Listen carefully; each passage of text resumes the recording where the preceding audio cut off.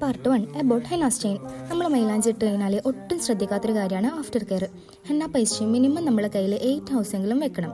Henna paste remove ആക്കുമ്പോൾ oil use ചെയ്തിട്ട് മാത്രം റിമൂവ് ആക്കാൻ ശ്രമിക്കുക, അതായത് വെള്ളം കൊണ്ട് റിമൂവ് ആക്കാൻ പാടില്ല.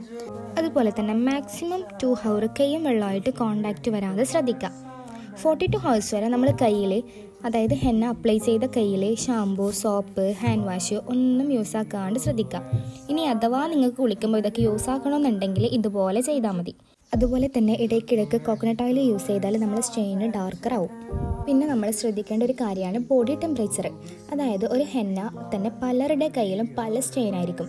അതായത് ഒരാളുടെ കയ്യിൽ നല്ല ഡാർക്ക് ബ്ലാക്ക് ആയിരിക്കും, ഇപ്പം അടുത്തുള്ള ആൾക്ക് അതേ സെയിം ഹെന്ന യൂസ് ചെയ്തിട്ടുണ്ടാവുക, ബട്ട് ആ സെയിം സ്റ്റെയിൻ കിട്ടിയിട്ടുണ്ടാവണമെന്നില്ല. അതിനുള്ള കാരണമാണ് നമ്മളെ ബോഡി ടെമ്പറേച്ചർ ഡിഫറെൻ്റ് ആയിരിക്കും.